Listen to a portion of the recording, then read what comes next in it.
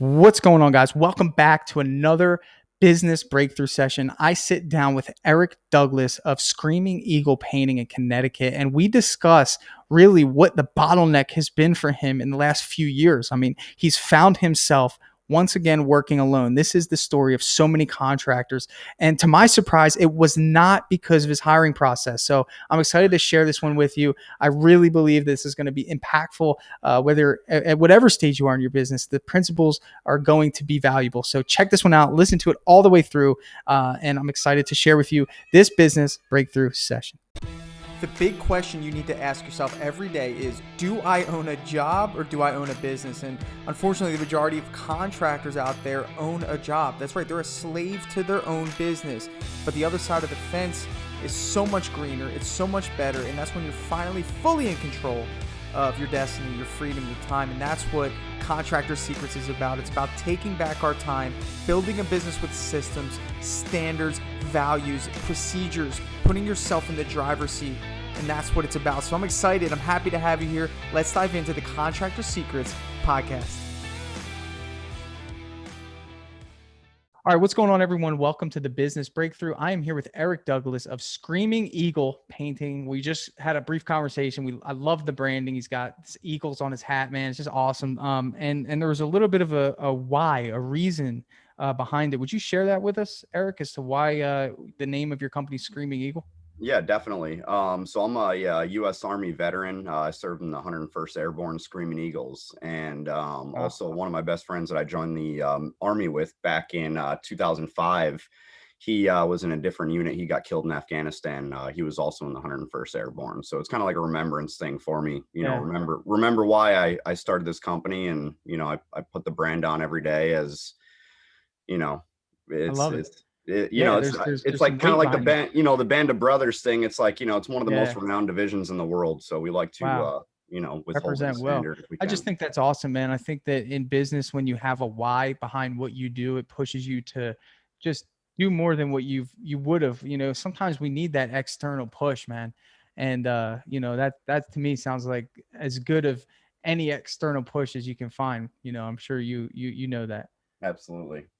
So, kind of the premise of, really what I want to go with this, man, we're here kind of just chatting about your business. I want to kind of really start this off with a question that, normally I start all these off with, but really it's just kind of helping me understand, which direction we're heading in. So the first thing is, tell me what's going really well in your business. And inside of that answer, just tell me what your daily responsibilities are. And then once we get done that, just tell me what's something that you wish was going a little bit better. Yeah, for sure. So pretty much, right now I'm back to solo. So I mean, I'm wearing all the hats again at this point. Okay. Which, that's one of the reasons kind of why I wanted to chat with you a little bit. Sure. But yeah, the basics is, I mean, pretty much, at this point, I'm doing the sales, I'm doing the estimation, I'm doing the marketing, I'm doing, the advertising. I'm trying to keep up with everything right now. So, Okay. you know, Pretty exhausting. it is, yeah, for sure, Yeah. 100%. Because I'm Yeah. I'm I'm producing the work also. So it's, I Yeah, got so you have this balance that you're doing, and we both know that production is taking up a majority of your time. absolutely. Um, there's a few things that we can definitely dive into in terms of, like, the processes and what it is that we can kind of maybe systemize for you on a daily basis. But my biggest question and biggest concern is, how did this happen? And I want to know, was there a point in time where you were not working solo? Tell me about that. How long ago was it, and what happened? Yeah. So I guess I'll do a real quick backstory. So I started Yeah, this please company in do. 2015. I Okay. got laid off from my electrical apprenticeship job about a week before Thanksgiving. So I sat at home for a few months. Obviously, it was the holidays. I was like, man, I can't believe I just lost like my forever job. Yeah, yeah. So, I sat here, I dwelled, I was depressed. I sat around, Christmas came, the new year came. It was 2000. I think it had just rolled into 2016. And Okay. I was like, dude, I gotta do something. And I had painted for a while back before I joined the military. And even while I was in the military, I painted for people. Wow. So I was like, heck with it, man. I was like, a painting company, it's the least amount of overhead. I was like, I might as well just jump into it. I'm like, Love people it. call me all the time for work, except everybody wanted the favor discount. Like I remember the first house I painted, dude. It was for one of my buddies that's an investor. I painted this raised ranch for him for Yeah. $900. And like, I Wow. look back at that, that was, and I'm like, Yeah. I don't even paint a bedroom for that price Yeah. Yeah. anymore. Yeah. But Yeah. Yeah. besides the point, I ended up having to take a W-2 job pretty much every winter because I'm up here in Connecticut, and I started off doing a lot of exterior work, and I kind Yep. of worked my way into interior, which is where I try and focus on now because I really enjoy doing interiors Yeah. more. Yeah. Um, but yeah, I mean, it got to the point where I was pretty much in business, myself doing everything for about 3 years. And then on the fourth Yeah. year, I was like, I got to try and, step this up a little bit. So, Sure. I Sure. went Sure. forward and I got the workers' comp, and Nice. I tried out some subcontractors, and I'm like, this is going absolutely horrible. So I kind of nicked that in the bud, and then I tried the employee thing with a couple guys, and it went okay at first, and then it started just declining slowly as I kind of stepped away from being on the job with them every day and kind of babysitting and making sure everything was going right and they were actually producing all day long. The more I stepped away, I feel like the more, they kind of took more slack of the rope at that point. And, Gotcha. the beginning of 2020, a few months in, last year, everything with the pandemic and Yeah. all that nonsense, like I had said, I was mainly focusing on interior work. I was actually starting to get into construction a little bit because some of the guys I had were pretty good carpenters. They were good tile guys. But anyways, coronavirus hit. And I mean, pretty much at that point, like, I had 9 out of 14 deposits that I ended up returning to customers because they were like, Wow. anybody in our house. So, the guys were understanding at that point. We kind of talked over everything. And at that point, I helped one of them get his own business going because he knew some other people that he wanted to go and do work for. And I'm like, I don't want to do work for these people. Yeah. So I kind of sent him on his way. I set him up for success. I helped him get his business going. He cranked out all year, and I kind of just stepped back and tied up the loose ends that I had at that point. And I kind of took the majority of last fall into the now to kind of reassess on how to get this wheel going again because I paused it for so long. Yeah. Wow. Okay. So we have a lot there. And I think that, there's a couple angles we can take this. First, man, I can tell you have good business acumen. And I'm sure your military background helps you with that in terms of just structure. That's just natural to you. And, normally I have to kind of teach that. But essentially, this is your first business. It is. So, and it's also, I have the luxury of having management experience. I used to manage restaurants. I was a general manager of 2 restaurants. So I have experience with employees and understanding dynamics and workload and different things like that. So that kind of, when I started my own business, I really had the experience of being a business owner as a general manager, but without the title, Sure. so I had that experience going into this. So that's kind of what kind of maybe gave me a little bit of a leg up. I would say that there's a couple angles that we can go here. And I guess the first one would be when you tell me that you had guys that worked for you and the farther you got away, the it seemed as though that I don't know whether the workmanship decrease or you felt like they were kind of taking advantage and they weren't working to the level and the standard of which they would if you were there. Yeah, so I would say it'd be a little bit of both. A little bit of both. I mean, not only did I start having, quality issues, but I also started having customer complaints. Okay. And then things started, obviously accidents happen on the job, but it was just like every single job these guys Okay. would go on to, they would break an oven door or Gotcha. just something Gotcha. catastrophic. And, So they would drill, like we would do sheetrock and they would drill through a plumbing pipe. And I'm like, gotcha. one thing after another, after So another, after this is, another. believe it or not, man. Well, you should probably believe it. I mean, this is an error. I mean, this is not an error. Excuse me. This is a problem that many contractors deal with. Okay, Right. and it's not so much, the fact that there's not good people out there to do the work. That has to go because there's just so many people that you just can't make that generalization. I mean, if you've only Right. had 10 people in your business, there could be a chance that you've just gotten 10, people that don't care Yep. enough to work for a guy like you who seems like you care a lot about the people that work for you and you I want do. to provide a good environment for them. Right. So we can't just assume that there's not good people out there that want to work for you. The Absolutely. problem the problem is how you acquired those individuals. So why don't you take me through what it is, to be acquired by you? as a business owner. So take me through what your process is to find somebody and bring them into your business.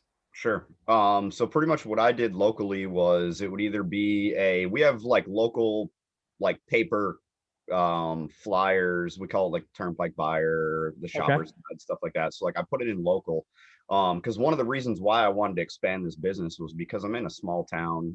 I mean, obviously I grew up here, but it's, we're lower on we're close to the poverty scale over here. So I wanted to kind Gotcha. of create, good jobs for people. Love that, man. I love that. Um, so yeah, I mean, I would do that there. I would, pretty much my main focus and where I got, I'd say probably 80% of my, you know, leads was from Facebook. Okay. So I would put up job postings and all the yard Gotcha. sales because I Okay. really So wanted let's say I apply for Screaming Eagle painting. to What's next? What happens? phone call with me usually. Okay. And let's say our phone call goes well. What happens? At that point, I would probably end up doing a Zoom call like this, and we would Zoom go call in. like this? Yep, Chat? we'd go in a Okay. little bit deeper, probably for about an hour, 2 hours. I mean, I've been on Zoom calls where it Okay. turns into 3 hours. Then after, well, yeah, then what happens?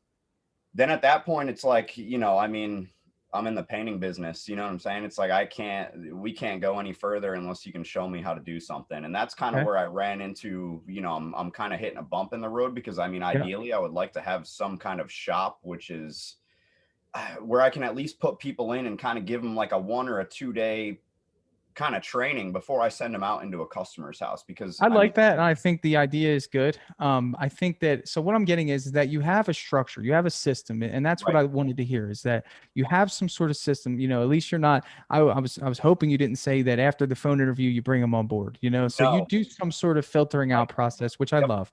And then you also do some sort of in-person interview to see that their skill set matches what they say they can do, right? I mean, that's pretty much it. Okay. So yep, here's where I'm seeing that the problem is, because I'm ruling out things as I'm asking you these questions to see sure, where a problem is so I can help you really focus. The problem here is that you're taking on too many different types of jobs. So you're saying yes to a lot of things. Am I right? correct, Okay.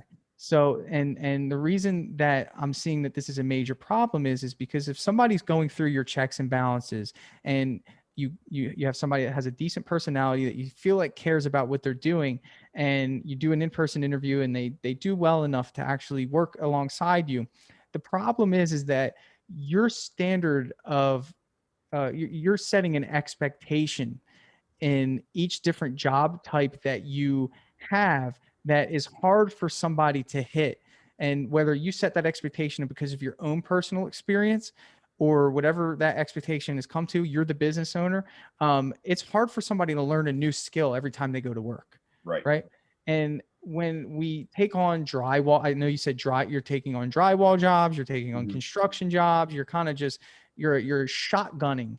Right, And I'm a sniper, dude. And we're going to use some military lingo here, man. I mean, sure, in terms of shotgunning and snipering, you know the difference. If you right, just were a sniper in terms of the way that you approach your business, in terms of the type of clients that you take on, the type of job types that you take on, the type of personalities that you bring into your business, you're going to be much more effective with one shot, boom, than trying to just keep shooting around to see who's going to pay you to do the work. If absolutely, you were an interior specialist, brother, and all you did was interior wall, ceilings, trim, doors, okay, and then you brought people into your business and that's all they did every single day, they would eventually either get really good at it or you'd be very quick to find out who's not a good fit because you can tell if they're not growing. But right, if you're doing an interior job on Monday, on Thursday, you guys do a bathroom remodel, on Friday, you guys do a quick drywall job, then Monday, you do an exterior, and then Thursday, you do another drywall job, you can't pinpoint where your bottlenecks are. nope.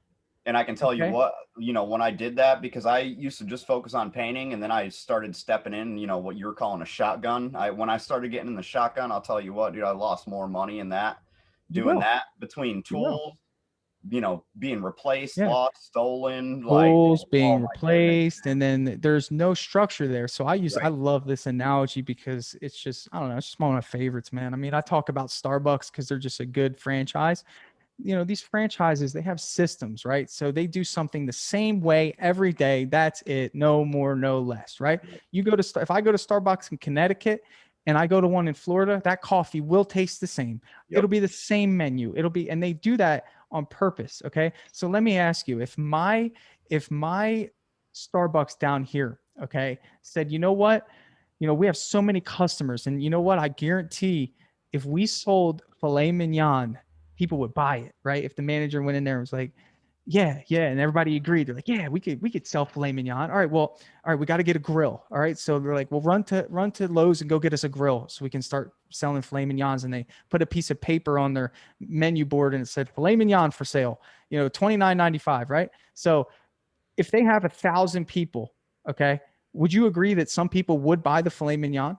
Definitely. Of course, they would. It's Starbucks. Wow, Starbucks filet mignon. I'll try Right. it. Whatever. It sounds cool. Love Starbucks, right? Love Screaming Eagle painting. They do tile. Love it, right? Right. love Screaming Eagle painting. They do drywall and texturing. Oh, great. I'll do it. Okay. But what does that do for the employees inside of Starbucks? Okay. What does that do? It It's probably creates it's got to be chaos, stressing them out.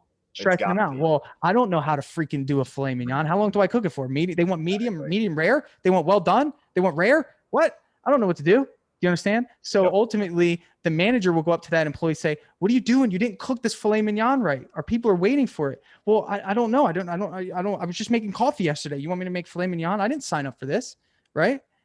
You catching me? You see Yeah. where I'm going with this, Definitely. brother? All right. Yeah. But think about it on a different level. What does that do for the market? Okay, now the market's confused. The market Right. doesn't know what the heck's going on with Yep. Starbucks, And right? I They're think waiting. The wait times are longer. You go in for an sure. interior painting estimate. Somebody needs to move in. You have to say no because you got a tile job coming up. It's going to take 2 weeks, right? Yep. So you're not creating consistency in the marketplace. Right. You're not creating consistency in the business in terms of what your employees are doing, and the marketplace is the one who's suffering as well because there's nobody specializing in what they need. Sure. And that is, I believe that is your biggest problem right now. I'm just taking some notes. Yeah, please do, man. I really think that this will help you pivot. So Yeah, because I definitely, and I mean, you nailed it on the head, dude. Like, not only did I confuse the marketplace, but I think I confused myself, dude, in the end, because I was yeah, like, well, like I'm looking at this guy over here, and I'm like, well, I can do that over here. You know what I'm saying? Like, this absolutely. person's Yeah, asking me, yeah, like, it's one of those things. Like, I'm like, I know I can manage this, but then I realized that I couldn't. You know what I'm yeah, saying? So it's like I really need to yeah, focus on what yeah. I'm good at, and There was that's a why there it's was like, another friend of mine who came on one of these episodes, and he said that he was doing interior painting, exterior painting, cabinet refinishing, wow, concrete coating, and epoxy. Okay, yep. and he was working by himself, just like you. And the analogy I said is like, brother, you're running 5 Yeah, right. businesses Yeah, which is by awesome yourself. if you can, but it's It almost doesn't, it's impossible yeah, to do. it's awesome, but ultimately, like, how effective are you as an interior painting No, company? How right, effective are you as an exterior painting company? How effective are you as a cabinet coating company? How effective are you as a epoxy company? You're not. You're right. not effective at all. You're not Yep. doing anyone any service, and you're very stressed. You have no time for your family. You have no time for yourself, and ultimately, you're thinking about getting a job Mhm. because it's too much. Right. And when that happens, dude, that's my calling, is to save people from that. I feel Yep. like in this endeavor that I found myself in, to help contractors do this, because ultimately it's very simple, right? Number one, your strength is, I believe that you're a good salesperson, just because naturally I feel like you just grabbed onto that. You seem like a people person, but your first skill is production. Right. And there's no denying that. You came into this business because you said, I know how to paint. I could paint houses and make money. At Absolutely. some point, dude, you have to transition to, I'm a salesperson. Okay. You don't just go from, okay, I have to assume the role of a salesperson. You're not even there yet. You're Right. doing both, right? Yep. So when you go from production, that's why we want a very simple, easy production process. So, Starbucks, let's go back to our analogy. Maybe you only do iced coffee. Hey, all we offer is iced coffee. That's what I did in my business for the first 6 months. All I did was exterior painting, because the people that I had, I didn't hold them to the expectation of being able to do good interior work, which is Right. much more detailed. It It's is. much more intricate, spraying doors, like all this stuff. Like, I was intimidated because I didn't want to mess my system up. There Right. was enough exterior work. I knew that if I found enough leads for exterior work, I could figure this system out first. And then when I grow, I can get more talent to do interior work, but we weren't there yet. So all I did was did exteriors. Were there people who we were painting exterior houses that said, hey, could you give me a quote on the interior? And did it hurt to say no? Yeah, it was embarrassing. I'd be like, unfortunately, we just don't do interiors right now. What painting company doesn't do interiors Right. that does exteriors? Yeah. They were they were blown away. They Sure. were like, "Whoa, really?" Yeah, I said, "Yeah, we're just not as good as I want to be on it right now, dude." I'm so honest with customers that like, sorry, because my reputation in the future is so much more valuable than messing up, Right. right? I Yep. saw that early on. I'm not going to take something on for the $3,000 that could have cost me 200 grand because they say how poor of a job we did, Exactly. in Yep. future business. So I'm all about building slow, right? So for you, you said you like doing interiors now, right? Right. Yep. So I honestly believe that, think of this scenario, man. You do interiors for the next 2 months, right? You don't take cabinets. Do you try to do cabinets if you get Now, asked? I've done a few cabinet jobs. It's too much for as It's one too intricate. individual. Cabinet coating should be its own business. There Right. shouldn't be painting companies do cabinet coating. Right. I That's agree. again, that's something that's a system that's a filet mignon being sold in Right. Starbucks, right? Yep. So to I give you almost some, stepped into it last year, and I'm glad I didn't, yeah, honestly. I mean, like I said, I mean, if you do cabinets and if you're a cabinet coating company, like if you do cabinets back to back to back to back to back, and you perfect that system, that's one of the most Big money. highest Yeah, profit margin for companies, sure. and you're the best at it, and people Yep. only go to you because you specialize in it, right? So what I think that you should do, because the labor pool is the easiest to acquire in interior painting, Sure. exterior painting. Forget exterior painting right now. Right. I mean, you don't need that. Obviously, it's No. cold Well, out, so you wouldn't be one of doing the that issues that anyway. I've noticed with a lot of people is they're scared of heights. They don't want to get on big ladders. So Well, yeah, you I definitely mean, got to obviously, find. people are always going to have those fears, but it's like, do I really Yeah, want to be? Because I feel like if I go with exterior, I mean, I know a couple guys like in Massachusetts, right up the road, that do only exteriors. They yep, work for like 7 months out of the year, dude. They yeah. make a ton of They money, and then scale a house like Spider-Man. right, that's it. Yeah. Yeah, But it's like no, me, I'm one of those, I want to have, even if it's not, because I'm one of those people, like, I don't necessarily want to have, if it's just going to be me, I don't want to work every single day of the week. You know what I'm saying? yeah. Like, Well, I the want the the reality of the situation is that you shouldn't be working, no, and right. like you're not like you're like. Remember this: painting is poisonous for Right. you. It's Yes, it's it is. you cannot grow your business with dipping a brush into paint. You Right. can only grow your business by networking, marketing, and selling your work to people, and then having other people do what they're good at.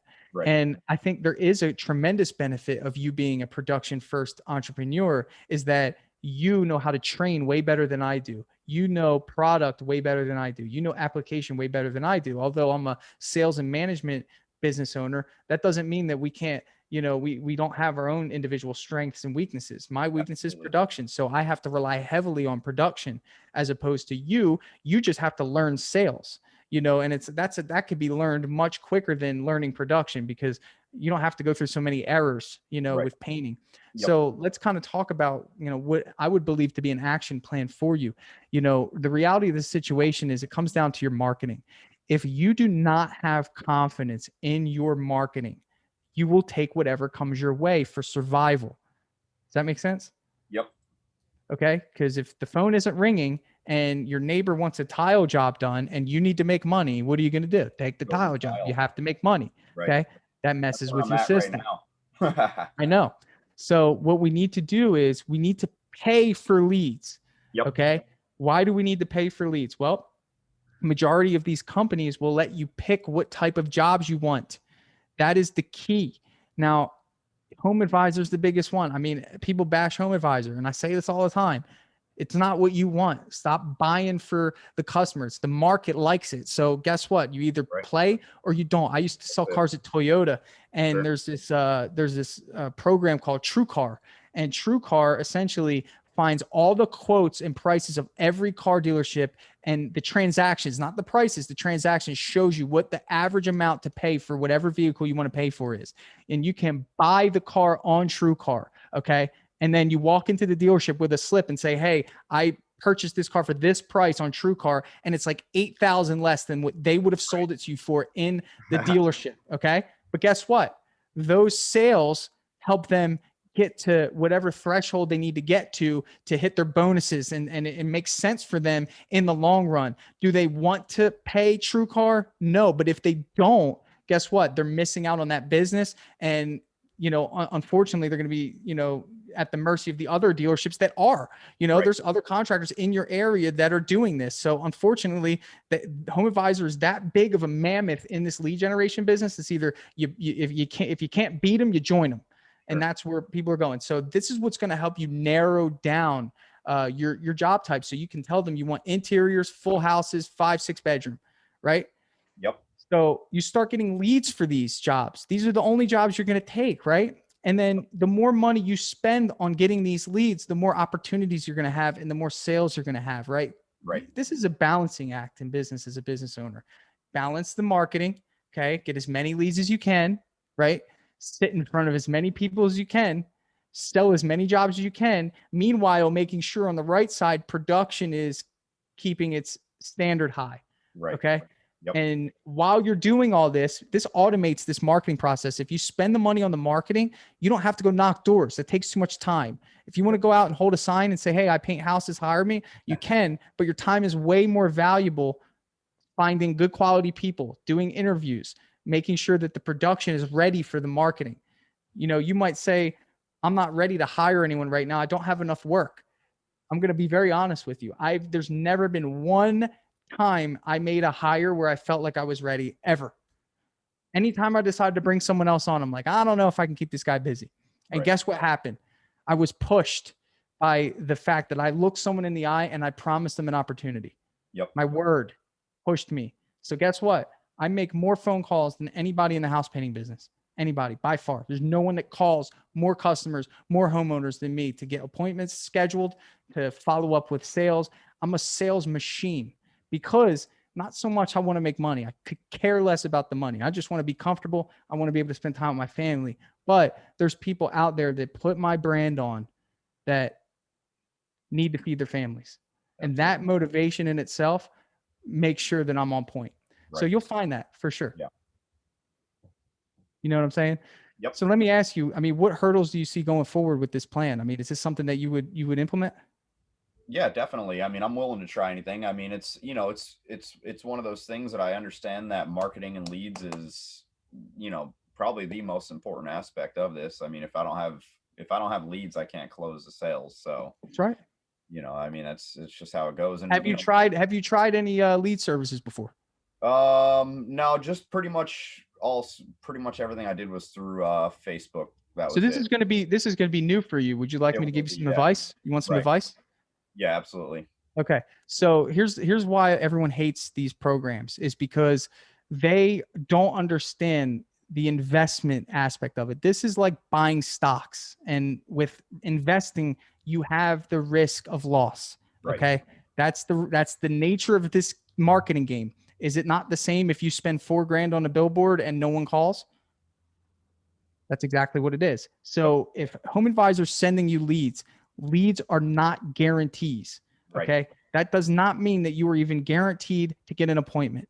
These are people that Home Advisor markets to and says, hey, if you need a trusted pro, we affiliate with Screaming Eagle Painting. We will connect you with him.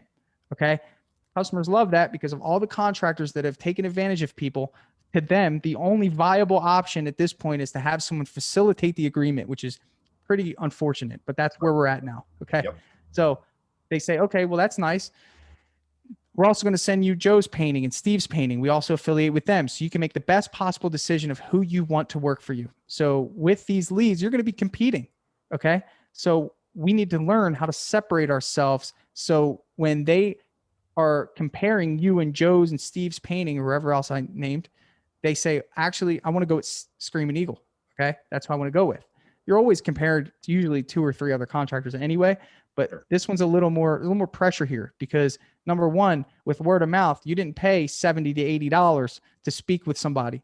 So now the pressure's on because that $70 lead just came in. If you don't convert that person to an appointment, you're out.